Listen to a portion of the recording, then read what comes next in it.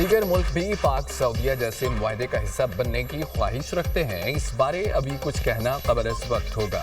وزیر خارجہ اسحاق ڈار کی لندن میں میڈیا سے گفتگو. کہا کہ سعودی عرب سے معاہدہ ایک رات میں طے نہیں پایا, اس میں کئی ماہ لگے ہیں. سعودی عرب نے ہمیشہ پاکستان کے مشکل وقت میں ساتھ دیا. پاکستان پر پابندیوں کے بعد سعودی حمایت بڑی اہم تھی. ہر مسلمان ویسے بھی حرمین شریفین پر قربان ہونے کے لیے تیار ہوتا ہے.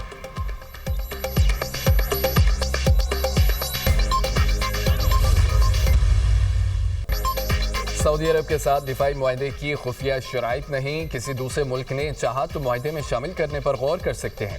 معاہدے کا دائرہ کار دیگر ملکوں تک بھی بڑھ سکتا ہے. وزیر دفاع خواجہ آصف کا غیر ملکی میڈیا کو انٹرویو. کہا کہ اپنی سلامتی کے لیے خطے کے ملکوں کو میلوں دور کسی دوسرے ملک پر انحصار کرنے کے بجائے ایک خود مختار اور باصلاحیت ملک پر بھروسہ کرنا ہوگا جو انہیں حقیقی تحفظ فراہم کر سکے. پاکستان کی دفاعی صلاحیتیں سعودی عرب کے لیے مددگار ثابت ہوں گی. دنیا ایٹمی جنگوں سے محفوظ ہے اور امید ہے آئندہ بھی ایسا ہی رہے گا. پاکستان کے خلاف جارحیت ہوئی تو سعودی عرب دفاع میں مدد کرے گا. سعودی عرب کے خلاف جارحیت ہوئی تو پاکستان دفاع میں مدد کرے گا.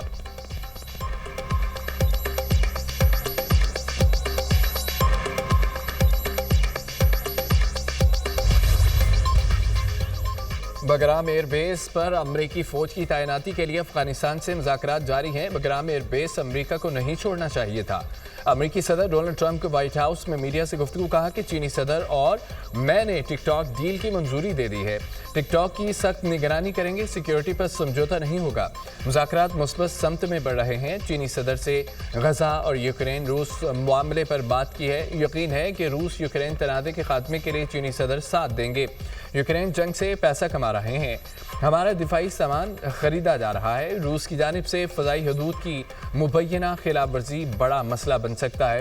امریکی صدر نے H-1B ورکر ویزا کے لیے $1,00,000 فیس مقرر کر دی. صدر ڈونلڈ ٹرمپ نے ویزا فیس سے متعلق حکم نامے پر دستخط کر دیے.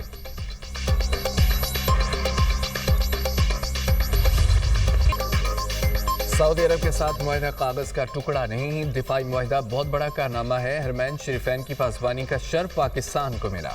سعودی عرب میں جو عزت ملی دنیا دیکھتی رہ گئی. کبھی دیکھی ہے اتنی بڑی سفارتی کامیابی. شہباز شریف کا جہاز سعودی فضا میں داخل ہوا تو سعودی جہازوں نے سلامی دی.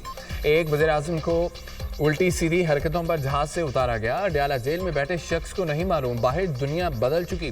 اب وہی شخص قصہ پارینہ بن چکا ہے. پاکستان آگے بڑھ گیا. وزیر اعلیٰ پنجاب مریم نواز کا تقریب سے خطاب. کہا کہ PTI دور میں پاکستان تنزلی کا شکار تھا. ہر روز ڈیفالٹ کا خطرہ رہتا تھا. نواز شریف کا دور واپس آیا تو خوشخبریوں کا سلسلہ دوبارہ چل پڑا. فیلڈ مارشل عاصم منیر کی قیادت میں پاکستان نے بھارت کو شکست دی. سرگودا میں پہلے الیکٹرک بس پروجیکٹ کا افتتاح. وزیر اعلیٰ Punjab circuit house bus stop پر الیکٹرک بس پر سوار ہوئیں. مریم نواز کا سرگودا الیکٹرک بس سروس میں سفر پر اظہار مسرت. عوام کا جوش و خروش پھولوں کی پتیاں نچھاور کیں.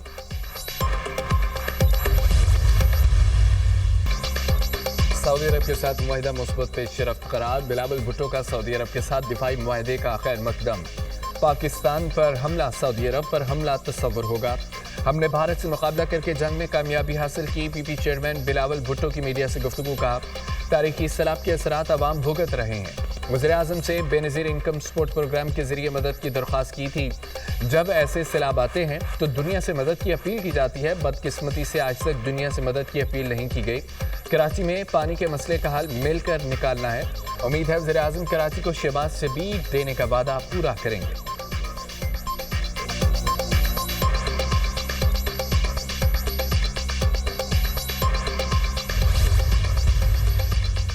فضل الرحمان کا سعودی عرب سے دفاعی معاہدے پر اظہار تشکر. پاکستان اور سعودی عرب میں امت مسلمہ کو لیڈ کرنے کی صلاحیت ہے. روز اول سے موقف ہے. سلامی بلاک ہونا چاہیے. اختلاف رائے اپنی جگہ لیکن ملکی سلامتی کے معاملے پر ہم سب ایک ہیں. سیاستدان استقامت کا مظاہرہ کریں تو ملک آگے بڑھ سکتا ہے. قومی سطح پر باہمی اعتماد پیدا کرنے کی ضرورت ہے. امن نہیں ہوگا تو ملکی معیشت بہتر نہیں ہو سکتی. سربراہ JUI مولانا فضل الرحمان کا کراچی میں تقریب سے خطاب.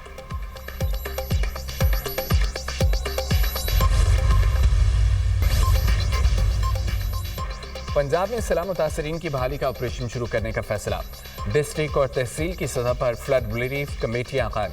مریم نواز کی سیلاب متاثرین کی امداد کے لیے آسان ترین طریقہ کار وضع کرنے کی ہدایت۔ وزیر اعلیٰ پنجاب مریم نواز کی زیر صدارت خصوصی اجلاس۔ مریم نواز کے سیلاب متاثرہ علاقوں میں سڑکوں، پلوں اور انفراسٹرکچر کی فوری بحالی کا حکم۔ سیلاب متاثرین کے لیے سروے فارم، موبائل ایپ اور مانیٹرنگ ڈیش بورڈ بھی قائم۔ وزیر اعلیٰ ڈیش بورڈ پر خود سیلاب متاثرین کی امداد کی مانیٹرنگ کریں گی۔ مریم نواز نے کہا کہ حکومت سیلاب متاثرین کی بھرپور مدد کرے گی، ہر فرد کے نقصان کا ازالہ کریں گے۔ کوشش ہے کوئی ریلیف سے محروم نہ رہے۔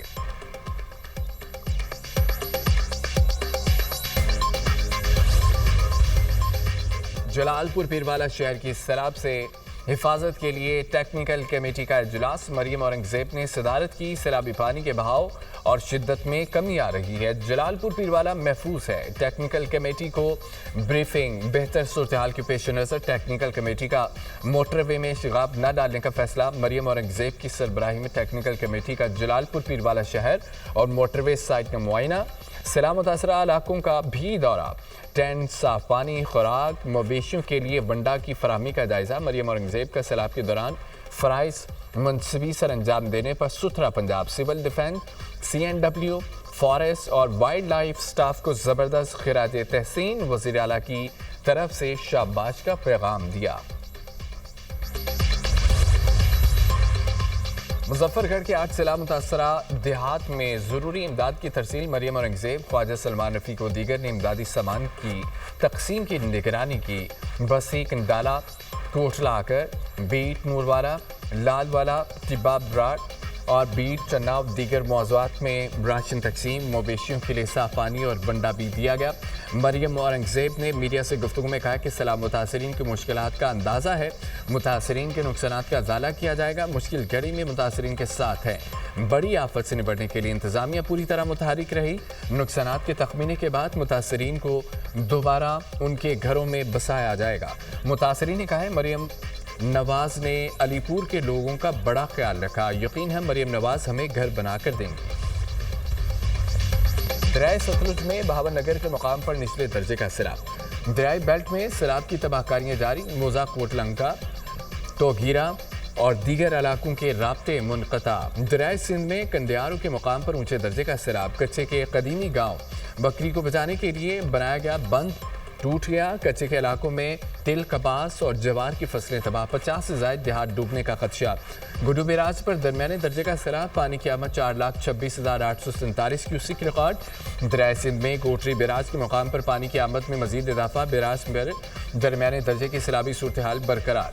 گزشتہ 24 گھنٹے کے دوران 9,000 کیوسک کا اضافہ۔ سکر بیراج پر پانی کے بہاؤ میں 62,000 کیوسک کمی۔ سیلاب سے شجاع آباد کی بستی ماڑا میں خوفناک تباہی۔ متاثرین تاحال گھروں میں آباد نہیں ہو سکے۔ علی پور میں 7 متاثرین سیلابی پانی میں ڈوب کر دم توڑ گئے۔ موزہ پکا نائچ میں سیلابی پانی سے بھرے گڑھے میں ڈوب کر 3 افراد چل بسے۔ بستی کارج کے 3 رہائشی راشن لے کر واپسی پر ریلے کی نظر ہو گئے۔